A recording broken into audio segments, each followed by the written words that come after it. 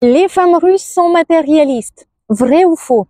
Je tente de t'éclairer dans cette vidéo. Les hommes russes disent souvent, plus nos revenus augmentent, plus les manteaux de fourrure de nos femmes sont longs. Cette blague est un exemple classique qui illustre un stéréotype qui est finalement persistant. On imagine que la femme russe recherche un confort et un luxe grâce à son partenaire. Cette image me fait assez sourire et elle reste éloignée de la majorité des femmes russes. Et non, toutes les femmes russes ne sont pas des golden tigers, les chercheuses d'or. Le cliché est assez vrai pour celles qu'on appelle en Russie des sodержанки, c'est-à-dire des femmes qui recherchent exprès des sugar daddy. Et elles ont des attentes assez claires concernant les revenus de leur cible. Ces attentes sont soit clairement dites, soit sous-entendu selon le revenu de la cible et le niveau intellectuel des filles. Mais dans cette vidéo, je ne vais pas parler de ces cas particuliers. Aujourd'hui, je veux parler des femmes sérieuses, celles qui rentrent dans une relation avec des intentions bien plus profondes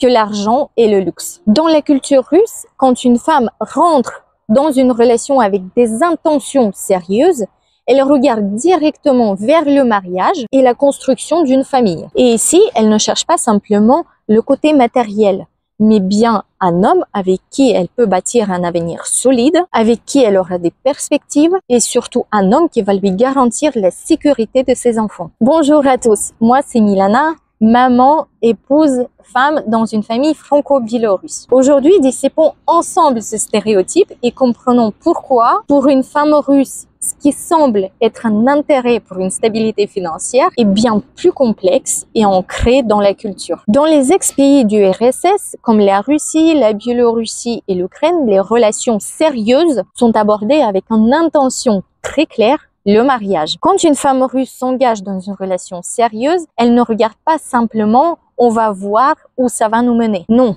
elle a une vision très claire des perspectives et pour beaucoup, ça inclut le mariage. Ça ne veut absolument pas dire qu'elle veut se marier rapidement ou imposer un ultimatum, mais plutôt que dans son esprit, une relation sérieuse va devoir aboutir à quelque chose de stable et durable. Et ici, ce n'est pas une question de pression sociale, question religieuse ou encore des normes sociétales. C'est simplement une façon de concevoir l'avenir avec quelqu'un. Dans la culture russe, le couple est vu comme une équipe où chacun a un rôle très distinct mais complémentaire. L'homme et la femme jouent des rôles très clairs. L'homme est perçu comme celui qui doit subvenir aux besoins matériels de la famille, tandis que la femme, même si elle a des études supérieures, si elle a une carrière brillante, c'est elle qui organise, même avec des aides ménagères, le foyer et l'éducation des enfants. C'est pourquoi une femme russe, quand elle rentre dans une relation sérieuse, elle regarde si un homme a les qualités requises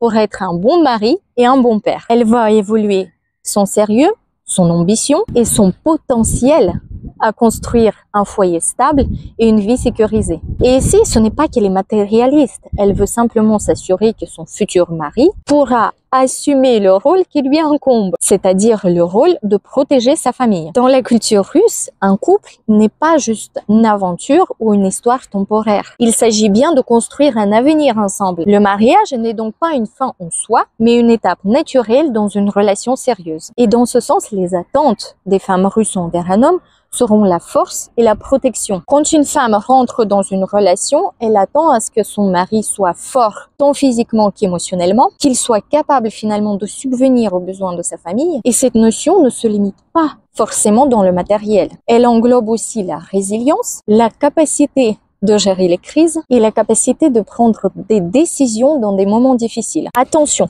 il est très important de préciser ici que ça ne veut absolument pas dire que les femmes russes restent passives et dépendent entièrement de l'homme. Au contraire, elles se vont très éduquées et très ambitieuses. De nombreuses femmes russes poursuivent des carrières très brillantes où elles sont actives professionnellement. Bien sûr, elles contribuent financièrement au foyer, mais la dynamique traditionnelle reste présente. L'homme est vu comme celui qui ramasse les mammouths dans la grotte, c'est-à-dire que c'est lui qui prend la responsabilité de la sécurité matérielle de la famille et de sa protection. Ici, il est très important de souligner que la sécurité pour les femmes russes passe avant tout. Les femmes russes recherchent finalement un homme qui est capable de garantir un avenir sûr, non seulement pour elles-mêmes, mais surtout pour ses enfants. Et ce besoin de sécurité, oui, inclut plusieurs dimensions. Le côté financier, bien sûr, mais aussi la force du caractère. Essayons de comprendre ensemble pourquoi. La société russe est marquée par un profond sentiment d'élitisme et ça se reflète particulièrement dans la manière comment les femmes perçoivent l'avenir de leurs enfants. Lorsque les femmes russes choisissent leur partenaire, elles pensent inévitablement à l'éducation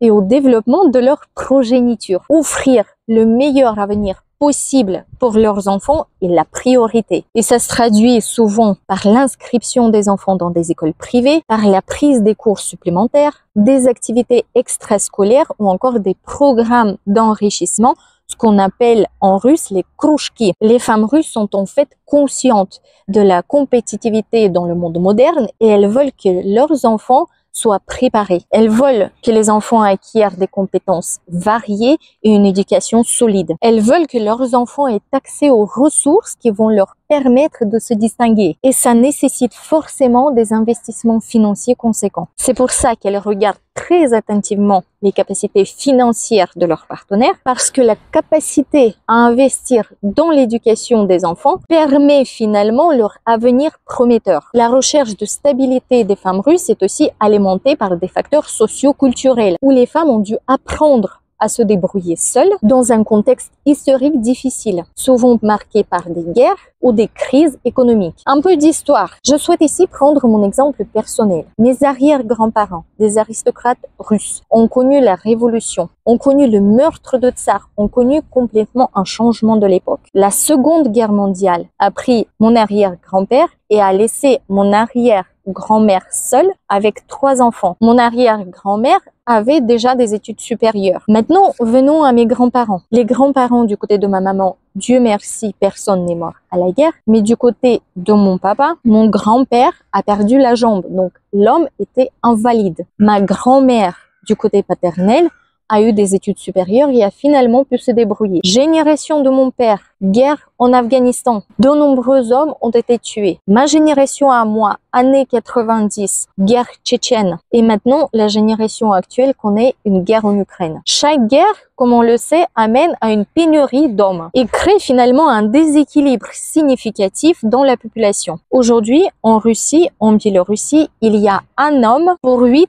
voire 9 femmes. Ce qui oblige les femmes d'adopter des rôles de survivantes. Et face à cette réalité, les femmes arrivent à très bien se débrouiller. De nombreuses femmes aujourd'hui en Russie ont 2 voire 3 diplômes supérieurs. Elles ont des carrières brillantes. Et le plus important, c'est qu'elles développent les compétences pour subvenir aux besoins de leurs enfants. Dans ce contexte, les femmes sont souvent des piliers de foyer. Et ce contexte a finalement façonné plusieurs générations de guerrières, en allant de mes arrière-grands-parents jusqu'à la génération actuelle. Femmes historiquement fortes, indépendantes, et déterminés à assurer l'avenir de leurs enfants et leurs familles. Et l'homme dans tout ça? Eh bien, l'homme, il doit apporter des solutions et pas des problèmes. Dans ce contexte, les attentes des femmes envers des hommes sont très précises. Elles ne cherchent pas simplement un partenaire avec qui elles peuvent partager leur vie, mais elles espèrent trouver un homme qui apportera des solutions aux défis de la vie quotidienne. L'homme idéal est finalement celui qui est capable de soutenir sa famille, tant financièrement qu'émotionnellement. Et cela sans ajouter les problèmes supplémentaires. Elles veulent surtout un partenaire qui comprend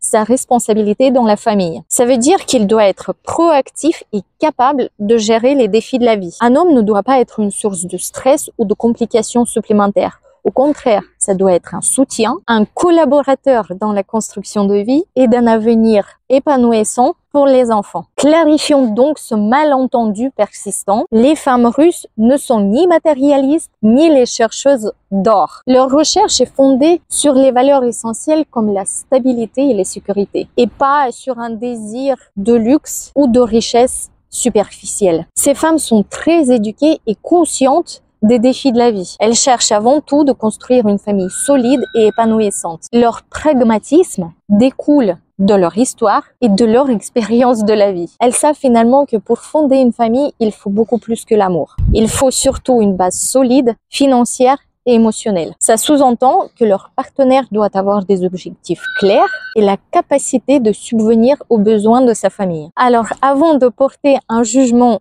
trop rapide. Il sera important plutôt de comprendre les attentes et les facteurs historiques et culturels qui façonnent les attentes des femmes russes envers un homme. J'espère que cette vidéo a été utile pour les hommes qui rentrent peut-être dans une relation avec une femme des ex-pays de l'URSS et qu'elle va dissiper peut-être des doutes ou des malentendus. Je souhaite aussi que les femmes puissent tirer des leçons pour mieux comprendre leur propre relation de couple. À bientôt!